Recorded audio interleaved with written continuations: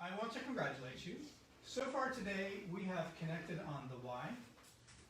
We have connected on the what, and we've clarified macro areas of attention that we're going to focus in teams on the rest of the day, and then we're going to bring it back to the whole. And what you've seen just from these presentations is there's a lot of overlap between the different teams and what you've chosen, especially around the area of character. That's great, because what's going to happen is you're going to have 3 teams working on the same issue, and you're going to get 3 different perspectives, and that's going to come together into a whole at the end. But you also have some very different topics on your areas of attention charts. And that means that in groups, you're really going to get to cover a broad range of things, and probably as a whole, you'll touch on all the major important things that are needed to answer our question of the day, which is what classroom culture policy can we create that serves and works? Okay, so as you're having your discussions today, I'll encourage you to every now and then look back up at this question, because this is the orienting question around all of the dialogues. If you ever find yourself going off on a tangent, you can just check back and go, does what we're talking about have anything to do with solving this question? If yes, keep going. If no, bookmark it and put it to the side as something else that's important, but maybe for another time. What I'd like to do now is withdraw from the process a little bit and look at the how. How have we been interacting? How have you communicated in your teams at your table? Who has played what role? Okay, so let's start with just the question, what happened? And I'm not asking what happened in terms of, oh, we came up with macro areas of attention and we have a bunch of sticky notes that we're going to be talking about the rest of the day, but what happened actually between you as human beings in those dialogues that you just had. So zoom out from what you did and look at how you did it for a second. And just for a moment here, tell me what emerges for you, what arises? I did a lot of listening, right? Okay. I mean, these 2 people have a lot of experience and a lot of expertise, so I was just engaged and soaking it in. Okay. And you also ask a lot of questions too, which is important, which is important. So you want to ask questions, especially if you haven't done it before, and you want to get an idea on what's right, what's the right thing to do, what's the wrong thing to do. Excellent. At your table, who was the leader?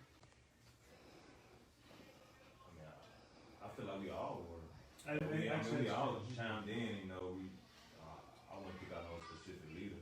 Okay. I feel like we did a really good job listening to each other, and one of my own personal goals is not to dominate conversation, not to try to force my ideas. So I was trying to make a conscious effort to let someone. Okay, everybody, I'm going to bookmark those 2 things. Okay, 1, some traits for a role that you were just playing. We'll get to in a minute. Okay, some traits of a role that you were playing and some traits of a role. Can anybody identify the 3 roles that just came out from this conversation? Go ahead, Wendy. You look like you got it. Anybody know? Listening. No. That's something that you're doing. But what's the role that a person that listens usually plays? Student? An observer. Oh, observer. Right? Lamar, you were definitely the leader. Okay, because Martin pointed right at you the minute I asked that question. Okay? And what role did Martin play? He was reining in his own. Reining in, but yeah, so it doesn't mean that's his natural character disposition, but the role he chose to play in that moment was that of a mediator. Yep. That's what this meant. Natural roles that we all play at different times, and we all have preferences. What happened over here? I see 4 leaders over there. Maybe. I know in the beginning I just looked back because Max started drawing, and so I just waited for him to present his idea, and then I feel like once he presented it, we all kind of put our opinions and twists on it, and then we came up with a group idea. Okay. That's not what I drew, and so it was a result of everybody else's input. But you started it, so you led for a moment.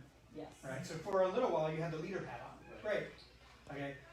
Who was opposing ideas in this group? Was there any opposition? No, we shouldn't do that.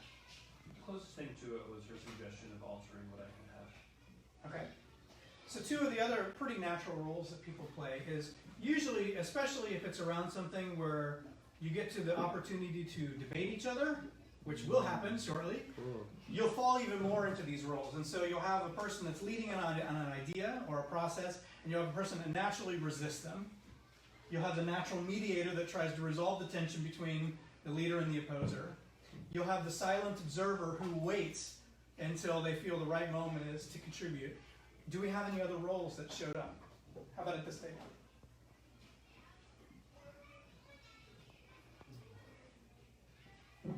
No? Did anybody really not say anything and just thought about it deeply the whole time? Okay. Anne. Anne or Anna? Anna, okay. Anna is playing one of the other roles, okay, which is just basically the contemplative role. You don't actually have to participate actively to have a role in a group. You can just be that thinker that deeply thinks through things, and eventually, when it's all percolated to the right place in you, then you'll put the idea out. Okay, that's a different role. They're all natural roles. Okay. Wendy, how about your table? What roles did you play? What happened? It's hard for me to do both. All right, I'm going to turn around and now I'll be the camera. Okay.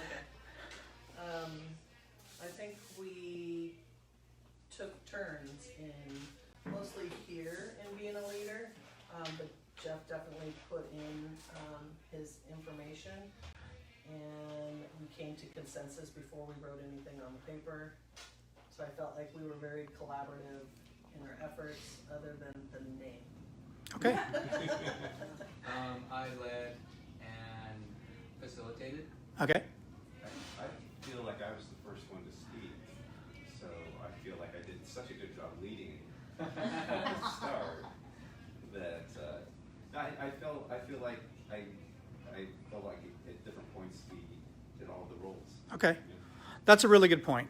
I'm going to hand it back to you now, just to close this session out. We actually all play all the roles naturally. We have our preferences, okay? And in different situations, we'll do different roles. It really is contextual. But the first thing to notice is that we have roles, and that how we play those roles has a massive impact, not only on the outcomes of the process, but the culture of the people in the process. So, you know, you have, I know at least one of you has culture on your paper, or something about culture. And culture is super important. How we interact together is part of culture, if we're conscious about that. If we're unconscious, what happens is we fall into our roles and we just act those roles out, and we just see everything as natural. Okay? We're not aware of the how. We're just focused usually on the what. We start with the why, we go to the what, we might figure out the when and the where, and so very few times do we sit back and go, how do we actually reach that? How do we make choices around what roles we play, and importantly, how do we interact with other roles? Maybe roles that might be antithetical to our natural role. That doesn't mean the person's a good or a bad person. That's just a value judgment, right? It just means that they have a different style than you, and then they can switch styles. And so in today's workshop, what I want to do is I really want to raise your awareness around what are the cognitive behavioral styles that people naturally fall into, and we're going to use the 6 Thinking Hats framework for this. And then actually switch our roles from the one that we're most comfortable with to the one that we're least comfortable with, and then one of the maybe other roles that we don't play very often, and we're going to switch our hats as we're addressing the challenge that we're going through today, so that you get a direct experience of not only working in your role, but in working in other roles and between roles with people on your team. And at the end of the day, I think you'll have a much greater appreciation for your colleagues here and how they work. So an experiential outcome of today's process will be that you'll have greater empathy and awareness around your own practices and your own culture as the team here at Soul. And then second of all, you'll have some really powerful answers or ideas moving forward on the framing question of today, which is creating a classroom.